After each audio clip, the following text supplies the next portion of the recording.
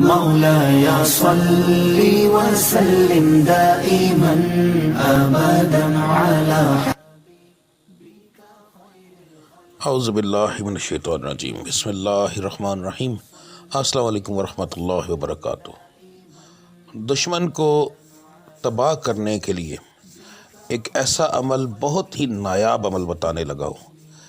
یہ عمل ایک دن میں ہی کام کرتا ہے، ٹھیک ہے؟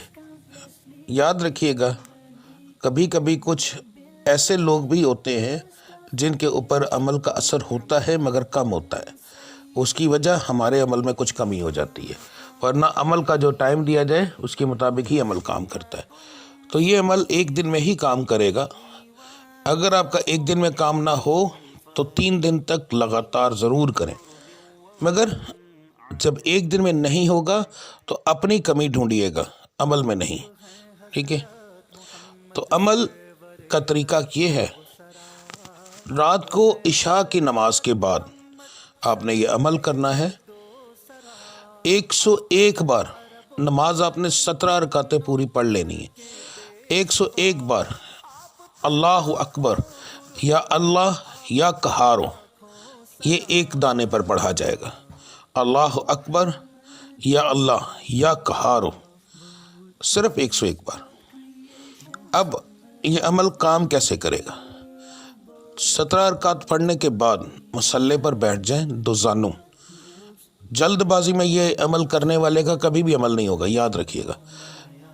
101 بار پڑھنا ہے، مگر آنکھیں بند کر کے اس بندے کا تصور کر لینا ہے اپنے سامنے جس پر آپ کو شک ہے کہ وہ آپ کا دشمن ہے، یا کچھ لوگوں کو یقین ہوتا ہے کہ یہ میرا دشمن ہے، ٹھیک ہے؟ وہ 1 ہو، وہ 5 ہوں، وہ 10 ہوں، جتنے بھی لوگ ہوں ان کو اپنے سامنے بٹھا لیں، اور سامنے تصور میں بٹھا کر آپ جب پڑھیں گے یا اللہ اکبر یا اللہ یا قہارو، اب یہاں پر تصور کیا ہوگا؟ اللہ اکبر، اللہ سب سے بڑا ہے، یا اللہ یا قہارو، اللہ قہر ڈھا رہا ہے، ٹھیک ہے؟ تو اللہ سب سے بڑا ہے۔ جب آپ پڑھیں گے تو آپ کے ان لوگوں کے پچھلی سائڈ پر، یعنی کہ آپ کے سامنے وہ لوگ ہوں گے، دوسری سامنے بالکل خانہ کعبہ کی تصویر ہوگی۔ تو خانہ کعبہ بڑا سا خانہ کعبہ ہوگا، اس کے بیچ میں وہ لوگ ہوں گے۔ اللہ سب سے بڑا ہے، تو خانہ کعبہ سامنے ہو اور بہت بڑا ہو۔ اللہ قہر ڈھا رہا ہے، تو ہر لفظ پہ ان پر قہر ڈھانا ہے۔ اللہ قہر ڈھا رہا ہے، تو آپ اس کے اندر کیا کریں گے؟ اپنی مرضی سے ایک تصور وہاں پر بنائیں گے، جیسے اللہ قہر ڈھا رہا ہے تو اللہ کی طرف سے ان کے اوپر بجلی گر رہی ہے۔ اللہ قہر ڈھا رہا ہے تو وہ لوگ، ہر وہ چیز جو انہوں نے آپ کے ساتھ کی ہے وہ سارا نقصان ان کو ہو رہا ہے۔ اللہ قہر ڈھا رہا ہے تو ان لوگوں کو تکلیف ہو رہی ہے، وہ تڑپ رہے ہیں۔ تو اس طرح آپ یہ 101 بار کریں گے۔ اس کے عمل کرنے کے 7 دن کے اندر اندر آپ کو اس کا نتیجہ سامنے نظر آ جائے گا، ٹھیک ہے؟ 1 دن کرنا ہی کافی ہوتا ہے، 3 دن کر لیں زیادہ بہتر ہوتا ہے۔ مگر ایک بات پہلے بتا دوں، نوری علم کے اندر اگر آپ کسی کے اوپر ناجائز کرنے کی کوشش کریں گے یا تو وہ کام نہیں ہوگا، اگر ہوگا بھی تو اس کے بجائے آپ پر ہوگا، ٹھیک ہے؟ کیونکہ قرآن اور میرا رب العزت کسی کے ساتھ زیادتی نہیں کرتا۔ یاد رکھیں، نوری علم کبھی کسی کا برا نہیں کر سکتا۔